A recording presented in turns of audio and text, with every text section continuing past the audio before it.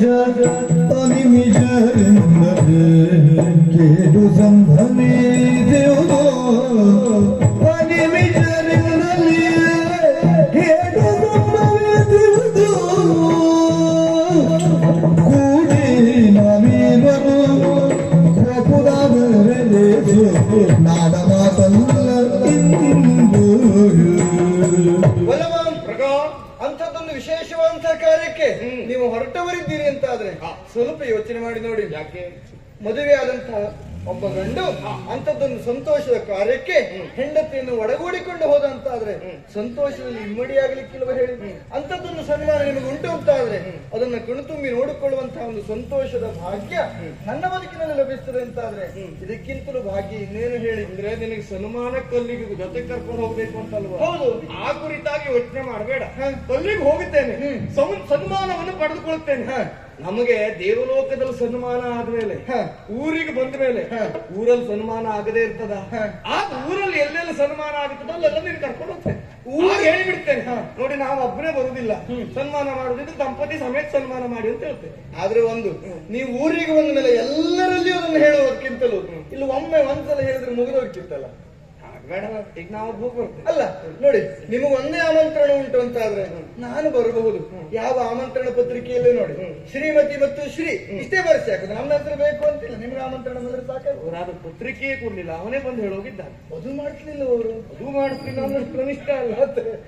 ದೇವಲೋಕದಿಂದಲೇ ಬಂದಿದ್ದಾರೆ ಅಂದ್ಮೇಲೆ ಮತ್ತೆ ಆಮಂತ್ರಣ ಪತ್ರಿಕೆ ಬೇರೆ ಬೇಕಾ? ಹಾಗಿರುವಾಗ ನೀವು ಆದ್ರೂ ಒಂದು ಸ್ವಾಮಿ, ಹಿಂದೆಲ್ಲ ಅಂತಹ ಸಂದರ್ಭದಲ್ಲಿ ದೇವಲೋಕಕ್ಕೆ ಹೋದಾಗ ಭೂಲೋಕದವರಿಗೆ ಏನಾದ್ರೂ ರಕ್ಕಸಿಂದ ಕೇಡು ಬಂದದ್ದು ಹೀಗೆಲ್ಲ ಆದದ್ದು ಉಂಟಂತೆ. ಅಂತಿರುವಾಗ ನಿಮ್ಮನ್ನು ಒಬ್ಬರನ್ನೇ ಕಳುಹಿ ಕೊಡುವುದಕ್ಕೆ ನನಗೆ ಆಕ್ರೋಶಾಂಕೆ. ನಾನು ಬಂದು ನಿಮ್ಮನ್ನು ಕಾಪಾಡಬಹುದು ಅಂತಲ್ಲ, ಆದ್ರೂ ನಾನು ಬಂದು ಉತ್ತಮ ಅಂತ ನನಗನಿಸುವುದು. ನನ್ನನ್ನು ಬಿಟ್ಟು ಹೋಗಬೇಡಿ, ನಾನು ಬರ್ತೇನೆ. ಹಾಗಲ್ವೇ, ನಿನ್ನನ್ನು ಬಿಟ್ಟು ಹೋಗಬೇಕು ಅಂತಲ್ಲ.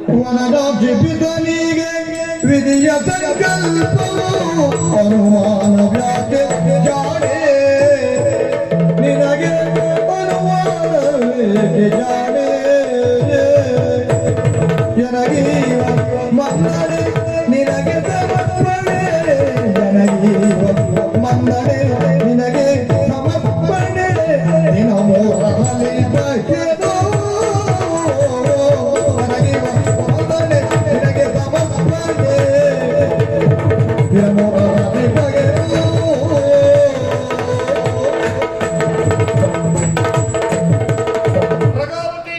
ದೇವಲೋಕಕ್ಕೆ ನಾನು ಹೊರಟೆ ಅಂತಾದ್ರೆ ಅಲ್ಲಿ ನನಗೇನಾದ್ರೂ ಅಪಾಯ ಸಂಭವಿಸಿದ್ರೆ ಅಂತಲ್ವ? ಹೌದು. ಆ ಕುರಿತಾಗಿ ಯೋಚಿಸಬೇಡ. ಮತ್ತೆ ನನ್ನ ತಂದೆಯವರಿಗೆ ನೀಡಬೇಕಾದಂತಹ ಈ ಸತ್ಕಾರವನ್ನು ನನಗೆ ನೀಡುವುದಕ್ಕೆ ಹೊರಟಿದ್ದಾರೆ.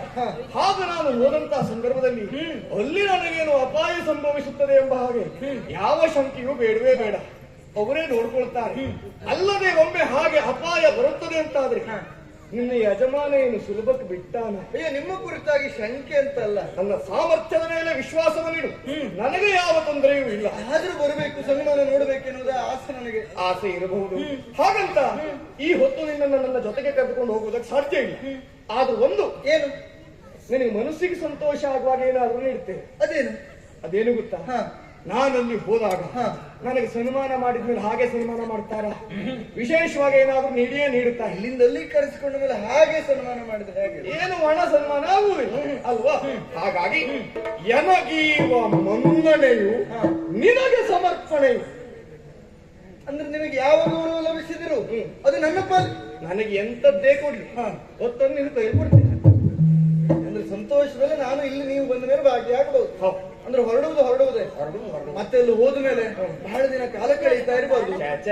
ನಾನು ಹೇಳ ಸತ್ಯ ಹೇಳ, ಮನಸ್ಸಲ್ಲಿ ನನಗೂ ಗಟ್ಟಿ ಹೋಗಲೇಬೇಕು ಅಂತ ಮನಸ್ಸಿಲ್ಲ, ಬರುದಿಲ್ಲ ಅಂತ ಹೇಳ್ಬಿಡಿ. ಅಲ್ಲ, ಹಾಗೆ ಹೇಳಲಿಕ್ಕೂ ಆಗುದು.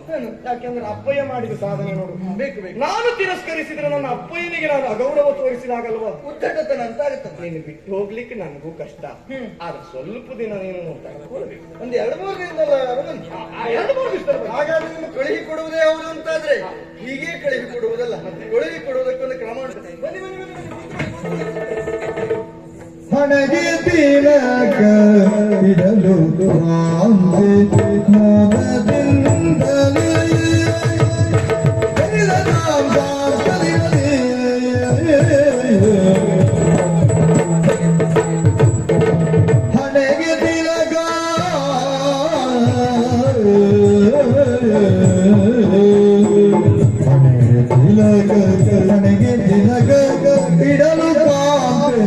ಮೋದದಿಂದಲೇ ಹಣೆಗೆ ತಿಲಕ ಮನೆಗೆ ತಿಲಕ ಮನೆಗೆ ತಿಲಕ ಇಡಲು ಸಾಧ್ಯ ಮೋದದಿಂದಲೇ ಹಣೆಗೆ ತಿಲಕ ಹಣೆಗೆ ತಿಲಕ ಹಣೆಗೆ ತಿಲಕ ಹಣೆಗೆ ತಿಲಕ ಇಡಲು ಸಾಧ್ಯ ಮೋದದಿಂದಲೇ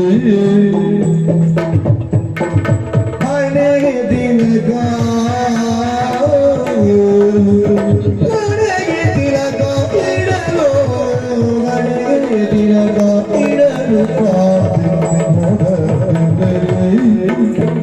ಹಣೆಗೆ ತಿಲಕ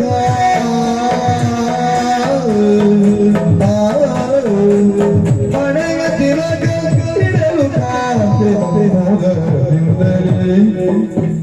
ಹಣೆಗೆ ತಿಲಕ ಬಿಡಲು ಕಾಂತಿ ಮೋದದಿಂದಲೇ ಹಣೆಗೆ ತಿಲಕ ಇಡಲು ಕಾಂತಿ ಹಣೆಗೆ ತಿಲಕ ಇಡಲು ಕಾಂತಿ ಮೋದದಿಂದಲೇ ಹಣೆಗೆ ತಿಲಕ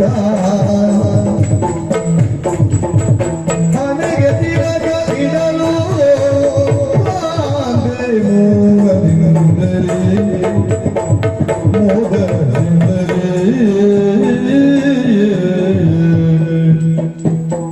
ಜನಪದ ಪ್ರಿಯ ಅಪ್ಪಿ ನುಡಿದ ಹೊರೆ ತೊರೆಯಲೇ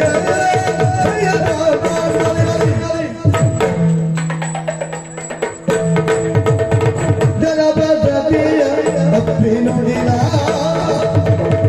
ಜನಪದ ಪ್ರಿಯ ಅಪ್ಪಿ ನುಡಿದ ಜನಪದತಿಯ ಅಪ್ಪಿ ನುಡಿದ ಜನಪದತಿಯ ಅಪ್ಪಿ ನುಡಿದ ಜನಪದತಿಯ ಜನಪದತಿಯ ಜನಪದತಿಯ ಅಪ್ಪಿ ಜನಪದತಿಯ ಅಪ್ಪಿ ಜನಪದತಿಯ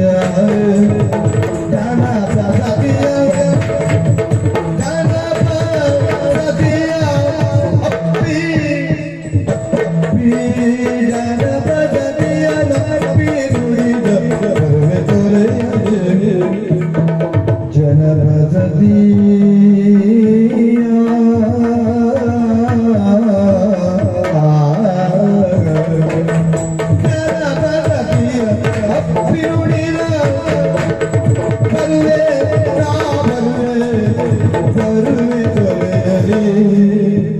ಹಣೆಗೆ ತಿಲಕ ಹಣೆಗೆ ತಿಲಕ ಹಣೆಗೆ ತಿಲಕ ಇಡಲು ಗಾಂಬೆ ಗಣೆಗೆ ತಿಲಕ ಹಣೆಗೆ ತಿಲಕ ಬಿಡಲು ಗಾಂಬೆ ಗಣೆಗೆ ತಿಲಕ ಇಡಲು ಮೋದದಿಂದಲೇ ಜನಪದತಿಯ ಅಪ್ಪಿ ನುಡಿದ ಜನಪದತಿಯ ಅಪ್ಪಿ ನುಡಿದ ಜನಪದತಿಯ ಅಪ್ಪಿ ನುಡಿದ ಅಪ್ಪಿ ನುಡಿದ ಬರುವೆ ತೊರೆಯಲೇ ಬರುವೆ ತೊರೆಯಲೇ ಬರುವೆ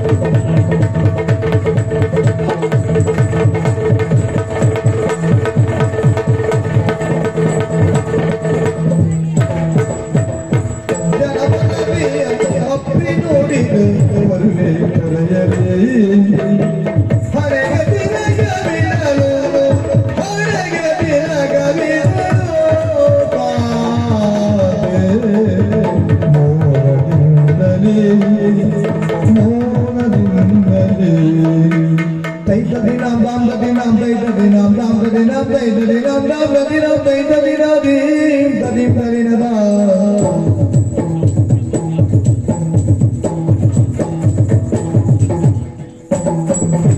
Tadinam dam tadinam tadinam dam tadinam tadinam dam tadinam tadinam dim tadim tadinam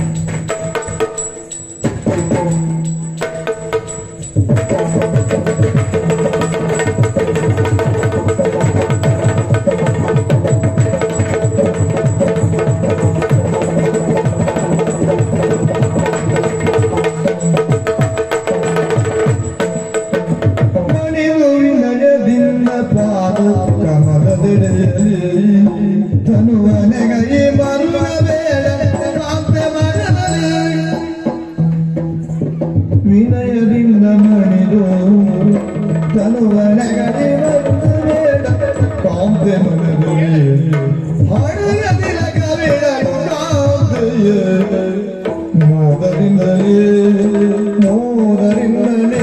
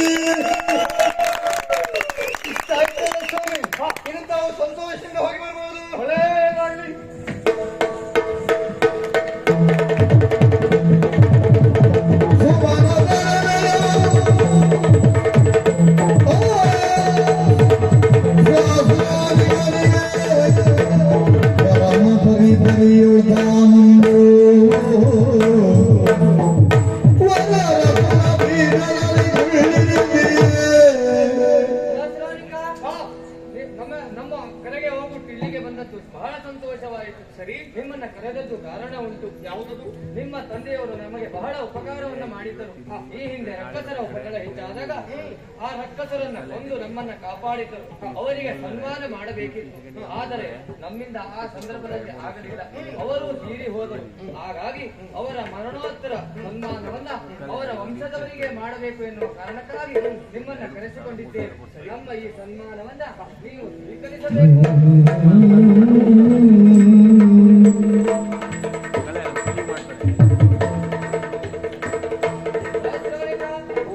ಸನ್ಮಾನ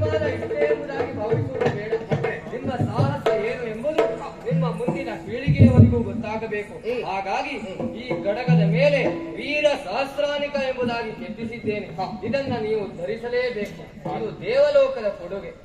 ಧನ್ಯೋಸ್ಮಿ. ಸನ್ಮಾನ ಇಲ್ಲಿಗೆ ಮುಗಿಯಿತು ಅಂತ ಹೊರಡಬಾರದು. 4 ದಿನಗಳ ಕಾಲ ಇಲ್ಲಿಯೇ ಇದ್ದು ನಮ್ಮ ವಾತಾವರಣವನ್ನ ಪರಿಸರವನ್ನ ನೋಡಿ ಸಂತೋಷದಿಂದ ಇಲ್ಲಿಯೇ ವಿಶ್ರಾಂತಿಯನ್ನ ಪಡೆದು ಆನಂತರದಲ್ಲಿ ಹೊರಡಬೇಕು ಎಂಬುದಾಗಿ ಕೇಳಿಕೊಳ್ಳುತ್ತೇನೆ. ನಿಮ್ಮ ಇಚ್ಛೆ ಸರಿಯಾದಂತೆ ಹೌದು. ಹಾ 4 ದಿವಸ ಉಳಿಬೇಕು ಅಂತ ನೀವು ಹೇಳ್ಬಹುದು. ಹಾ ನಾವು ನಾಳೆಗೆ ಬಹಳ ದೂರ ಹೋಗ್ಬೇಕು, ಅಂದ್ರೆ ಬಹಳ ಕೆಳಗಿಳಿಬೇಕು ಬೇಡವಾ? ಹಾಗಾಗಿ 4 ದಿವಸ ಅಲ್ಲ, ಇವತ್ತಾದ್ರೂ ಇಲ್ಲೇ ಇದ್ದು ಹೋಗ್ಬೇಕು. 2 ದಿವಸ ಇರುತ್ತೆ. ಹಾಗಾದ್ರೆ ಈಗ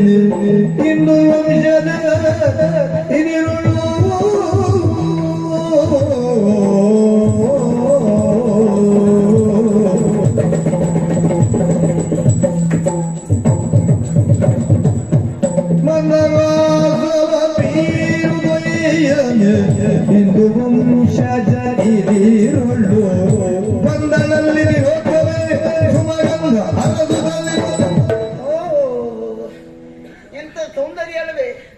ನಾನು ಸದ್ಯಕ್ಕೆ ಚಿತ್ತಲಾಗಿ ನೋಡ್ತಾ ನಿಂತು ಬಿಟ್ಟೆ. ಆ ಸನ್ಮಾನದಲ್ಲಿ ಎಂತ ಸಭಾ ಕಾರ್ಯಕ್ರಮ! ಎಷ್ಟು ಬಾರಿ ಪ್ರಯತ್ನ ಪಟ್ಟೆ ಮಾತಾಡಬೇಕೆಂಬುದಾಗಿ, ಕೊನೆಗೂ ಮಾತಾಡ್ಲಿಕ್ಕೆ ಆಗಲಿಲ್ಲ ನೋಡಿ. ಭೂಲೋಕದಲ್ಲಿ ಅಂತ ಸೌಂದರ್ಯವಂತ ವ್ಯಕ್ತಿ ಇರ್ತಾನೆ ಅಂತ ಗೊತ್ತಾಗಿದೆ ಇವತ್ತಾಗಿ. ಹಾಯ್, ನಮಸ್ಕಾರ. ಪರಿಚಯ ಆಯ್ತಾ? ನೀವು ಸುರ ನಾರಿ ಅಂತ ಗೊತ್ತಾಗ್ತದೆ. ದೇವನಾರಿ ಹೌದು. ನಮ್ಮಲ್ಲಿ ತುಂಬಾ ಮಂದಿ ಇದ್ದಾರೆ. ನಾನೇ ಯಾರು ಗೊತ್ತಾಯ್ತಾ? ನೀವೆಲ್ಲ ಒಂದೇ ತರ ನಮಗೆ. ಹೌದಾ? ಹಿಂದೆ ಮುಂದೆ ಎಲ್ಲ ಒಂದೇ ರೀತಿಯ? ಮತ್ತೆ ತಿಲೋತ್ತಮೆ ನಾನು. ತಿಲೋತ್ತಮೆ? ಹಾ, ಗೊತ್ತೇ ಉಂಟಾ? ಅಲ್ಲ, ತಿಲೋತ್ತಮೆ ಕೇಳಿದ್ದೆ. ನಿಮ್ಮ ಹತ್ರ ಮಾತಾಡ್ಲಿಕ್ಕೆ ಬಂದಿದ್ದಲ್ಲ ನಾನು. ಮತ್ತೆ ಸುಮ್ಮನೆ ನನಗೆ ಮಾತಾಡಬೇಕಾದವರಲ್ಲಿ ನನ್ನನ್ನು ಸಂಚಾರ ಮಾಡ್ತಾ ಇದ್ದಾರೆ. ಅವರ ಅಭಿಮುಖವಾಗಿ ಸಾಗಿ ಹೋಗ್ತೇನೆ ಅಂತ ನೋಡೋಣ.